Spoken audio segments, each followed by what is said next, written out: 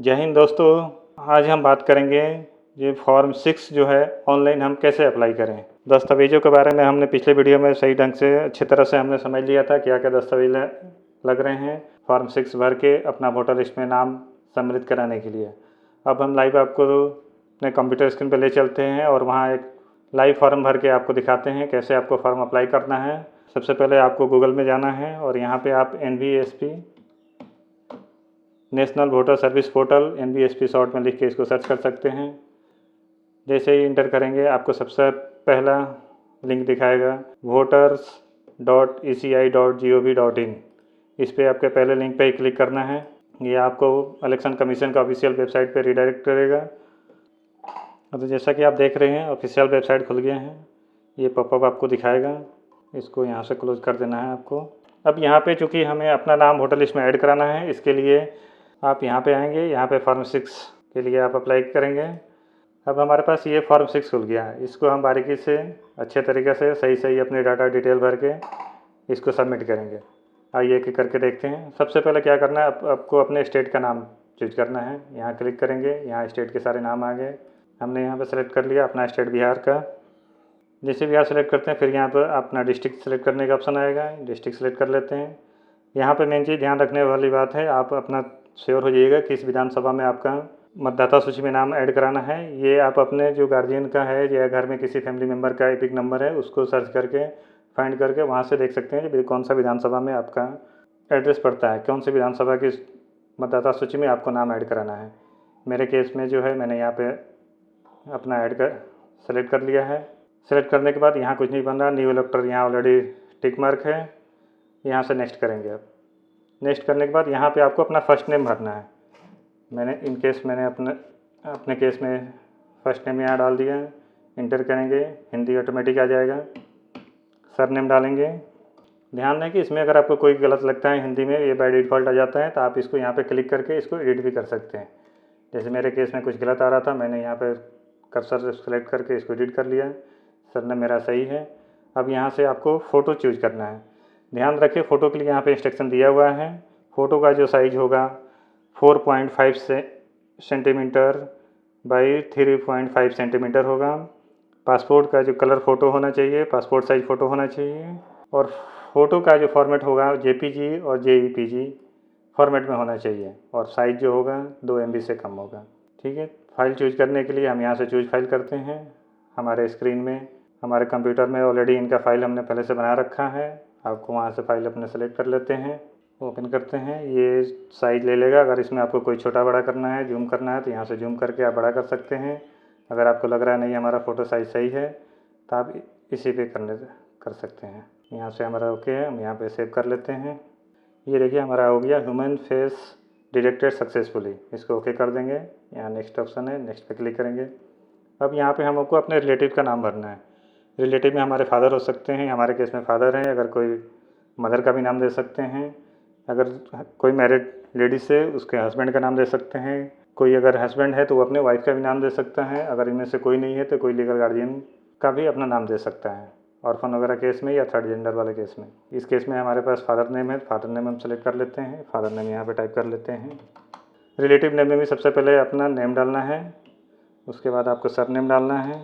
जैसे इंटर करेंगे हिंदी में आ जाएगा। यहाँ पे कुछ अगर गलत लग रहा है तो आप यहाँ पे सही कर सकते हैं। फिर यहाँ पे नेक्स्ट करेंगे। मोबाइल नंबर आपको देना है ताकि उस पर आपका OTP आएगा और जो BLO द्वारा वेरीफाई किया जाएगा, तो इनकेस आपके नंबर पे वो कांटेक्ट कर सकें। यहाँ पे आप अपना नंबर दे सकते हैं। जो नंबर चालू रहता हो उस पर मैसेज भी आएगा और इनकेस ज़रूरत पड़ने पर BLO का कॉल भी आ सकता है वेरिफिकेशन के लिए। ईमेल ID ऑप्शनल है, अगर दे सकते हैं तो दे सकते हैं, नहीं देंगे तो कोई कंपल्सरी नहीं है, जो देना ज़रूरी है। हम इन केस में सिर्फ मोबाइल नंबर दे के आगे बढ़ते हैं। नेक्स्ट क्लिक करते हैं। आधार नंबर यहाँ पे है। आधार नंबर आप नहीं भी देंगे तो भी फॉर्म आपका सबमिट हो जाएगा, लेकिन मैं रिकमेंड करूँगा कि आप अपना आधार नंबर दें इसमें। इससे फ़ायदा ये होगा कि आपका जो वोटर लिस्ट बनेगा वो ऑलरेडी आधार से लिंक होकर बनेगा। नहीं तो इनकेस जिसके पहले से वोटर लिस्ट बने हुए हैं, आधार लिंक नहीं है, उनको अलग से आधार लिंक करवाना पड़ता है वोटर लिस्ट में। तो आप कोशिश करिएगा अपना आधार नंबर आपके पास ऑलरेडी होगा ही, उसका नंबर यहाँ पर सबमिट करें। सबमिट करने के बाद फॉर्म आधार नंबर यहाँ पे इंटर करें। इंटर करने के बाद आप यहाँ पे नेक्स्ट करेंगे। यहाँ पे अपना जेंडर सेलेक्ट करेंगे, मेल फीमेल जो थर्ड जेंडर जो भी हो। उसके बाद नेक्स्ट करेंगे। यहाँ पे डेट ऑफ बर्थ लिखना है। यहाँ ध्यान देना है कि डेट पहले लिखना है, मंथ बाद में, उसके बाद ईयर। डेट इनके केस में डेट लिख देते हैं। आप यहाँ से कैलेंडर से भी चूज कर सकते हैं। हमने डेट ऑफ बर्थ लिख दिया। अब यहाँ पे डेट ऑफ बर्थ यानी एज प्रूफ के लिए आपको कोई एक डॉक्यूमेंट्स प्रोवाइड करानी है। उसके लिए सबसे पहले यहाँ चेक मार्क करते हैं और ये जो डॉक्यूमेंट्स की लिस्ट आ रही है इसमें से कोई एक डॉक्यूमेंट्स दे सकते हैं। चेक मार्क करने के बाद ये पूरी डॉक्यूमेंट्स की लिस्ट खुलेगी। इसमें आप कोई सा भी एक डॉक्यूमेंट दे सकते हैं। हमारे पास आधार है तो हम आधार कार्ड दे रहे हैं। आधार कार्ड सेलेक्ट करने के बाद आपको आधार जो आपने फाइल हमारे सिस्टम में पहले से ही हमने उसको बना कर रखा है, उसको यहाँ से सिलेक्ट करेंगे चूज फाइल से। यहाँ पे ध्यान रखने वाली बात ये है कि जो आधार कार्ड आप स्कैन करेंगे उसके दोनों साइड का एक ही पेज में आपको स्कैन करके JPG फॉर्मेट पे रख लेनी है और वही अपलोड करने हैं। दोनों साइड का ध्यान रखें, एक ही पेज पे दोनों साइड का आपका आधार का दोनों साइड का कॉपी होना चाहिए। फॉर्मेट जो इसका होगा आधार का आपका JPG PNG भी हो सकता है, PDF भी हो सकता है और 2 MB से कम होना चाहिए। आधार का जो है आपका जो फाइल होगा वो आधार के दोनों साइड का एक ही पेज पे आपके फाइल होनी चाहिए। फाइल का फॉर्मेट जो होगा JPG PNG या PDF किसी भी फॉर्मेट में आप दे सकते हैं। ध्यान ये रखना यह है कि फ़ाइल का साइज़ 2 MB से बड़ा ना हो। यहाँ हमने सेलेक्ट कर लिया, फिर नेक्स्ट करते हैं। यहाँ पे आपको एड्रेस देना है। एड्रेस के लिए क्या करना है कि आपको जो अपना सबसे पहले हाउस नंबर देना है। इसमें हाउस नंबर देने के लिए ध्यान रखना ये है कि जो वोटर लिस्ट का होल्डिंग नंबर होता है, हाउस नंबर होता है, वही देना है। कई बार कई लोग गलती करते हैं कि अपना जैसे शहरी क्षेत्र के लोगों का अपना मकान संख्या होता है होल्डिंग नंबर, वो अपना होल्डिंग नंबर यहाँ पे मकान वाला डाल देते हैं। आपको यहाँ पे मकान वाला होल्डिंग नहीं डालना है। इलेक्शन कमीशन के जो वोटर लिस्ट में होल्डिंग नंबर दिया हुआ है आपके फैमिली के, आपके नाम फैमिली पर जो नंबर अलॉट हुआ है वही नंबर आपको यहाँ पे देना है। ये पता करने के लिए आपको क्या करना पड़ेगा, या तो आपके पास डिजिटल वोटर कार्ड हो फैमिली मेम्बर का किसी का, तो उसके पीछे देखेंगे वोटर कार्ड के पीछे हाउस नंबर लिखा रहता है। पुराने वाले केस में भी बहुत सारे केसों में लोगों का हाउस नंबर या होल्डिंग नंबर जिसको बोलते हैं दिया रहता है, वो आपको हाउस या होल्डिंग नंबर यहाँ पे डालना है।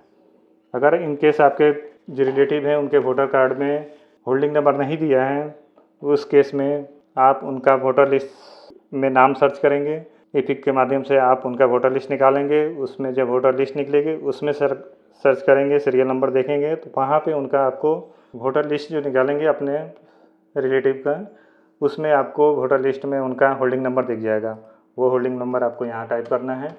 उसके बाद जो कंप्लीट एड्रेस आपका है, पोस्टल एड्रेस जो आपके आधार पे हो, वो आप यहाँ पे लिख सकते हैं।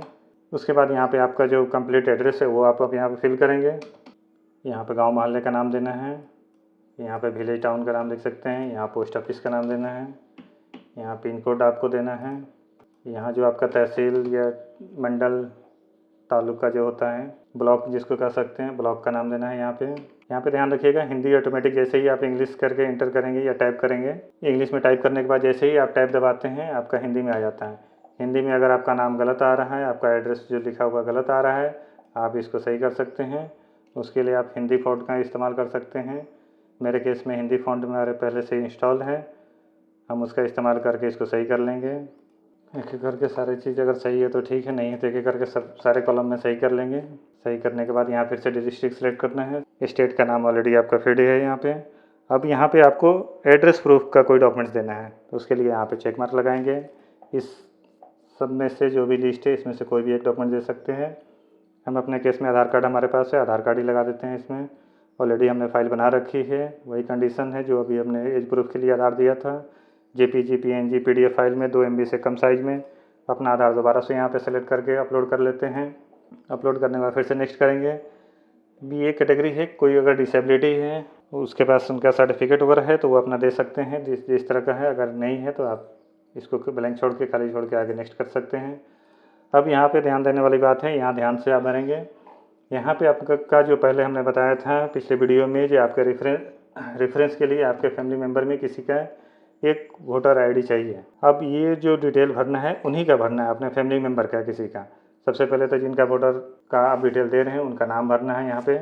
उसके बाद उनसे क्या रिलेशन है आपका, या तो आपके फादर हो सकते हैं, मदर हो सकते हैं, वाइफ हो सकती है, या कोई अदर हैं, कोई लीगल गार्जियन है, ब्रदर है, सिस्टर हैं, तो आप लीगल गार्जियन वाले ऑप्शन पे क्लिक करके आप आगे बढ़ेंगे और यहाँ उनका EPIC नंबर डालेंगे। EPIC नंबर डालने के बाद नेक्स्ट करेंगे, दोबारा से एक बार नेक्स्ट करेंगे। अब यहाँ पे आपको सेलेक्ट करना है कि आपका डेट ऑफ बर्थ जो है ऑलरेडी इसमें आपने जो फीड किया उसके हिसाब से यहाँ लिख के आ गया है। According to date of birth you are born before 187, यानी हमारे में पहला केस है जो हमने पिछले वीडियो में बताया था। 1/7/1987 से पहले जिनका जन्म हुआ है उनको 11 दस्तावेज़ों में से सिर्फ अपना ही कोई एक दस्तावेज़ देना है। अपने माता पिता का कोई दस्तावेज़ देने की ज़रूरत नहीं है इनको। इन केस में भी इनका एक ही अपना कोई दस्तावेज़ देना है। आगे बढ़ते हैं। यहाँ पे चेक मार्क है बॉर्न इन इंडिया, इस पर आपको चेक मार्क करना है। और यहाँ पे जो 11 लिस्ट में बता रहा था वो लिस्ट खुल के आ गई है। इसमें से कोई एक लिस्ट सेलेक्ट करेंगे। इनके केस में इनके पास निवास प्रमाण पत्र है, परमानेंट रेसिडेंशियल सर्टिफिकेट है इनके पास, ये सेलेक्ट करेंगे। यहाँ पे फाइल अपलोड करेंगे। ऑलरेडी पहले से ही रेसिडेंशियल सर्टिफिकेट हमने यहाँ पे स्कैन कर रखा है इनका। यहाँ पे भी फाइल ध्यान देना है। फाइल का जो फॉर्मेट होगा JPG में, PNG या PDF में हो सकता है। JPG में 2 MB से कम होना चाहिए, PNG में भी 2 MB से कम और PDF में 3 MB से कम होना। फाइल साइज 3 MB से कम होना चाहिए।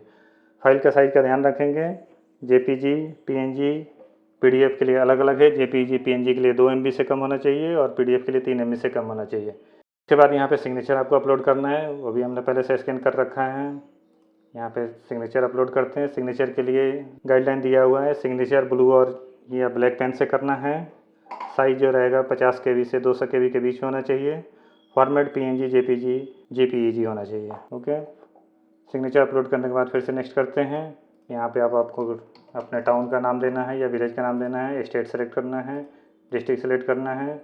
आप कब से यहाँ पर रह रहे हैं, बाई बर्थ अगर रह रहे हैं तो अपना डेट ऑफ बर्थ लिख दीजिए। यहाँ पे मंथ और ईयर लिखना है अपने जन्म का। अगर कहीं दूसरी जगह से आके यहाँ निवास रह रहे हैं या किसी लेडीज़ के मैरिड लेडीज़ के सिचुएशन में उनकी शादी की डेट लिख सकते हैं जब से वो यहाँ एड्रेस ससुराल वाले एड्रेस पर रह रही हैं। यहाँ पे प्लेस में आपको अपना प्लेस भरना है। विधानसभा का नाम भर सकते हैं या ज़िला का नाम भर सकते हैं। नेक्स्ट करेंगे। यहाँ से कैप्चा आएगा, कैप्चा को एक बार रिफ्रेश कर लेंगे क्योंकि ये कैप्चा अगर अभी डालेंगे ऐसे बिना रिफ्रेश किए हुए, क्योंकि टाइम फॉर्म भरने में लग जाता है तो ये कैप्चा एक्सपायर हो जाता है। देखिए कैप्चा एक्सपायर लिख रहा है, इसको एक बार रिफ्रेश कर लेंगे, दोबारा डालेंगे, सेंड OTP करेंगे। अब जो मोबाइल नंबर अभी हमने दिया था यहाँ पे सेल्फ का अपना मैंने बताया भी था, उस पर OTP जाएगा और BLO का फ़ोन भी आ सकता है वेरिफिकेशन के लिए। आपको यहाँ पे OTP डालिएगा। OTP डालने के प्रीव्यू में सबमिट कीजिएगा। आपका ये पूरा फॉर्म का प्रीव्यू आ गया है। यहाँ पे फ़ोटो आ गया, आपका नाम आ गया हिंदी में, इंग्लिश में, आपके गार्जियन का नाम आ गया, आपका mobile number, Aadhaar number, date of birth आ रहा है।